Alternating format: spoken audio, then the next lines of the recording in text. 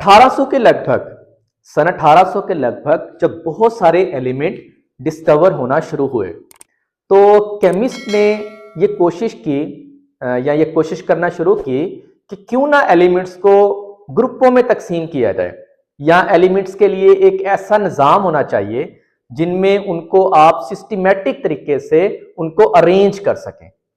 तो सबसे पहले 1829 में एक जर्मन केमिस्ट था, जर्मन केमिस्ट, याद रखिएगा, जर्मन केमिस्ट, जिसका नाम था डोब्रेनर। जिसका नाम क्या था? डोब्रेनर। इसने क्या किया?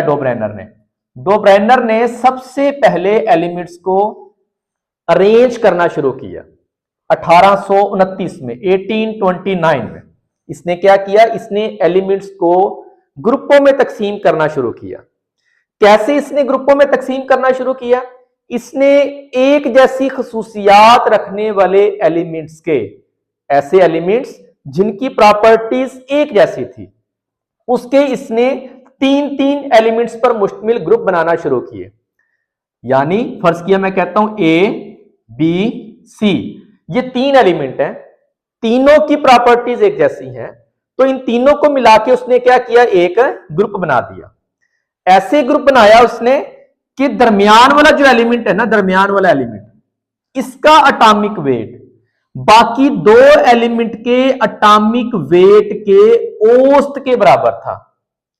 मतलब the atomic weight of the middle element is the arithmetic mean of the atomic weight of the other two element, के दरमियान वाले एटम का एटॉमिक वेट बाकी दो एलिमेंट्स के एटॉमिक वेट के औसत के बराबर था। फर्ज किया, मैं कहता हूं ये जो दो एलिमेंट्स यहां लिखे हुए हैं ए और सी, इसका एटॉमिक वेट 4 है, इसका एटॉमिक वेट 6 है, तो इसका हम यहां पे फाइंड आउट कर लेते हैं कि कितना होगा। डोब्रेनर के मुताबिक ये दरमियान वाला जो एलिमेंट है ये बाकी दो एलिमेंट्स के एटॉमिक वेट का औसत रखता है। इसका एटॉमिक वेट 4, इसका एटॉमिक वेट 6 डिवाइडेड बाय 2 कितना हो जाएगा? ये 10/2। तो ये कितना हो गया? यहां पे देखें 10/2 कितना हो जाएगा? ये 5। मतलब क्या कि जो दरमियान वाला एलिमेंट बी है इसका एटॉमिक वेट कितना होगा? 5 होगा। तो इस तरह इसने क्या किया?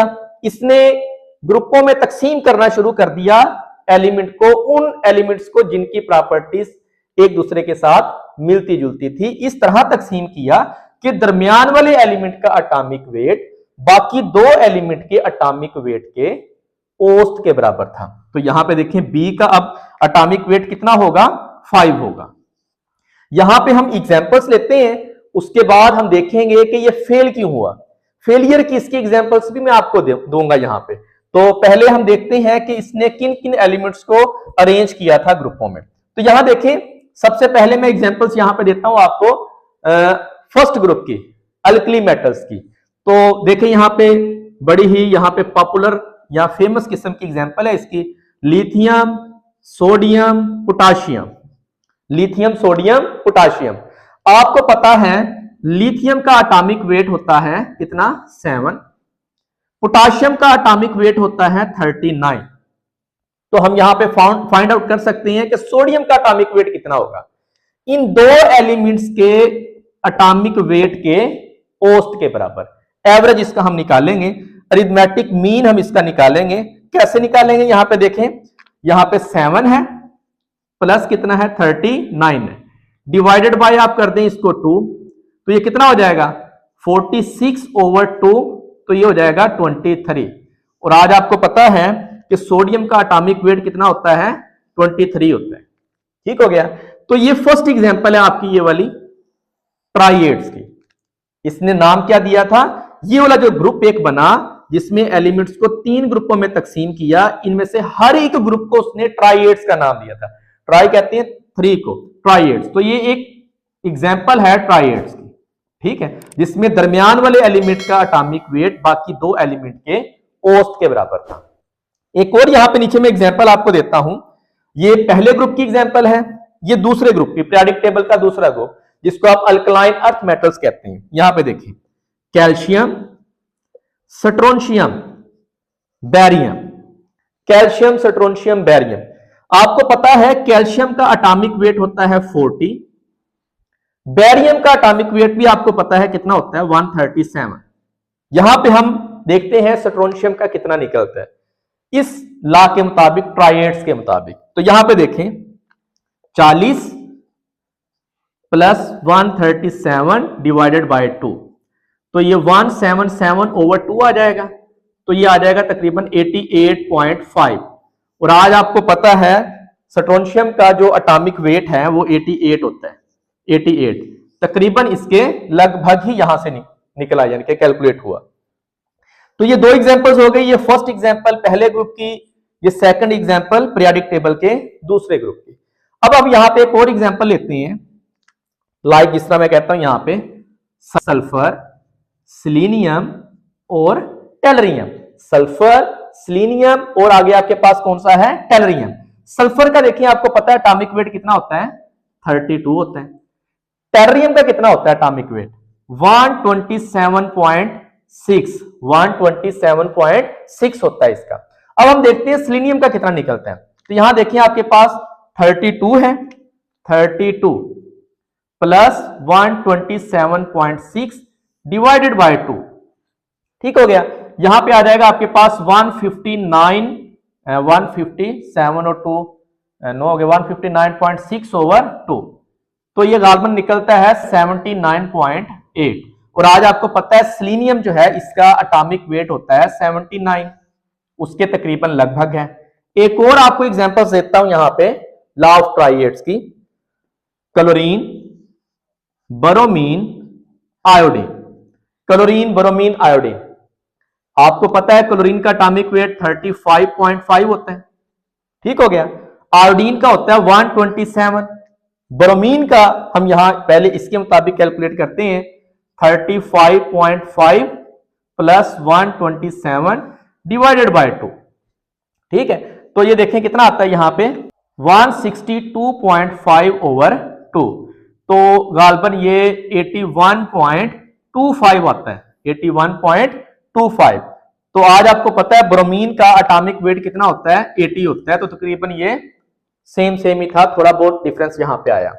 यहां पे देखें जो सबसे बड़ी खसूसियत थी डोब्राइनर की ट्राइएड्स की वो क्या थी कि इसने जो ग्रुप बनाए ना, ये वाले तीन एलिमेंट पर मुश्तमिल इसने जो ग्रुप बनाए, इन तमाम की खसूसियात आपस में मिलती थी, यानी कि सिलीनियम, सल्फर, टेलरियम, इनकी प्रॉपर्टीज आपस में एक दूसरे के साथ मिल रही थी। क्लोरीन, ब्रोमीन, आयोडीन, इन तीनों की प्रॉपर्टीज एक दूसरे के साथ मिलती जुलती थी।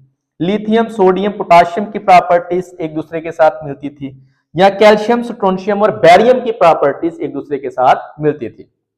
तो इसने क्या किया, इसने ऐसे एलिमेंट्स जिनकी प्रॉपर्टीज एक दूसरे के साथ मिलती थी उनको इकट्ठा करके तीन एलिमेंट्स पर मुश्तमिल इसने ग्रुप बनाए, जिनमें मिडल एलिमेंट का एटॉमिक वेट बाकी दो एलिमेंट के एटॉमिक वेट के औसत के बराबर था। तो ये जो डोब्राइनर था ये सिर्फ चंद ग्रुप ही बना सका था, ये यानी कि ये इसकी कामयाबी सिर्फ ये थी कि इसने 4-5 इसने ग्रुप बनाए इसने ट्राइएड्स, और बाकी जो उस वक्त के डिस्कवर्ड एलिमेंट थे उनको ये ग्रुपों में तकसीम करने में क्या हुआ था, ये नाकाम हुआ था, जिसकी वजह से लॉ ऑफ ट्राइएड्स बुरी तरह नाकाम हो गया था। लेकिन डोब्राइनर को ये एहसास जरूर जाता है कि इसने उस वक्त के डिस्कवर्ड एलिमेंट्स को इसने सबसे पहले ग्रुपों में तकसीम करने की इसने कोशिश जरूर की, इसलिए इसका नाम याद रखा जाता है। अब मैं आपको बताता हूं कि ये फेल क्यों हुआ। यहां पे देखें मैंने एक ग्रुप लिखा क्लोरीन, ब्रोमीन, आयोडीन। इसी ग्रुप का पहला मेंबर आपको पता है कौन सा होता है, fluorine. Fluorine, chlorine, bromine, iodine ये एक ही ग्रुप के हैं। तो यहां पे देखें मैं लिखता हूं, यहां पे इधर लिख देता हूं, यहां पे देखें फ्लोरीन, क्लोरीन, ब्रोमीन, ठीक हो गया। आपको पता है फ्लोरीन का एटॉमिक नंबर कितना होता है, फ्लोरीन का एटॉमिक नंबर 19 होता है, ब्रोमीन का कितना होता है 80 होता है, 80।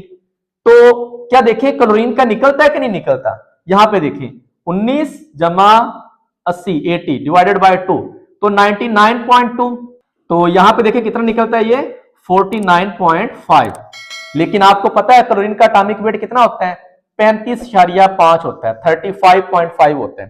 तो ये बहुत बड़ा गैप था ये इन दोनों के एटॉमिक वेट में, मतलब एक ही ग्रुप है फ्लोरीन, क्लोरीन, ब्रोमीन, तीनों की खसूसियात एक दूसरे के साथ मिलती जुलती हैं, लेकिन ये लॉ ऑफ ट्राइएड्स को ओबे नहीं कर रहा। लॉ ऑफ ट्राइएड्स के मुताबिक आप इनको ग्रुप में तकसीम नहीं कर सकते या ग्रुप इनका नहीं बना सकते आप। इसी तरह एक और ग्रुप यहां पे मैं लेता हूं, आपको बताता हूं, नाइट्रोजन, फास्फोरस, आर्सेनिक का। Nitrogen, phosphorus, arsenic. यहां पे देखिए जो आर्सेनिक है, आर्सेनिक यहां पे इसका एटॉमिक वेट होता है 74.9, गालबन तकरीबन इतना है। फास्फोरस का होता है, ये नाइट्रोजन का होता है 14। अब हम देखें इन दोनों को कैलकुलेट करते हैं और देखते हैं कि फास्फोरस का निकलता है कि नहीं निकलता। यहां पे देखें 74.9 प्लस कितना है 14 डिवाइडेड बाय 2, तो ये 88.9 ओवर 2, तो ये तकरीबन 44.45 के लगभग ये निकलता है। लेकिन फास्फोरस का आपको पता है कितना होता है, एटॉमिक वेट इसका 31 होता है। तो यहां देखें, यहां भी बुरी तरह नाकाम हुआ डोब्राइनर कि एक ही ग्रुप के एलिमेंट है नाइट्रोजन, फास्फोरस, आर्सेनिक, लेकिन यहां पे देखें जो फास्फोरस का एटॉमिक वेट है बाकी दो के एटॉमिक वेट के औसत के बराबर नहीं है। फ्लोरीन, क्लोरीन, ब्रोमीन, यहां पे देखें कि ये तीनों एक ही ग्रुप के हैं, लेकिन इनकी प्रॉपर्टीज भी एक जैसी हैं, लेकिन जो क्लोरीन का एटॉमिक वेट है बाकी दो के औसत के बराबर नहीं है।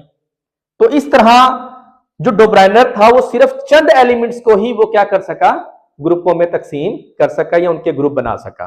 बाकी जो एलिमेंट्स थे उनके ये ग्रुप बनाने में बुरी तरह क्या हुआ था, नाकाम हुआ था।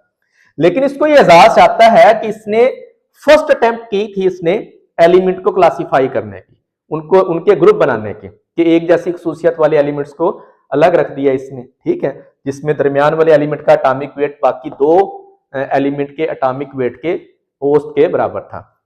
यहां पे मैं अब इसकी डेफिनेशन आपको बता दूं ताकि अगर एग्जाम में आ जाए तो आप इसकी प्रॉपर डेफिनेशन जो है वो लिख सकें।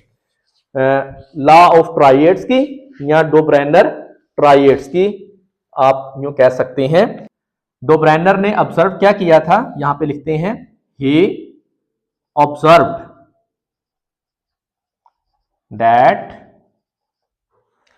he observed that in the set of three element, in the set of three element, के तीन एलिमेंट्स के सेट में से, having in the set of three elements having similar properties, इसका जिक्र आपने करना है, having similar properties in the set of three elements having similar properties, जिसको उसने क्या नाम दिया था, जिसको उसने क्या कहा था, ट्राइएड्स कहा था। The atomic wait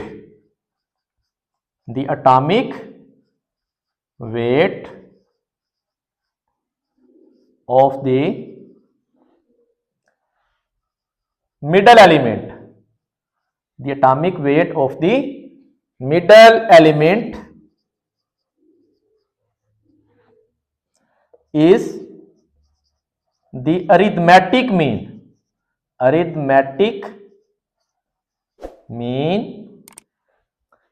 of the other या of the atomic weight of the atomic weight of the other two elements, other two element।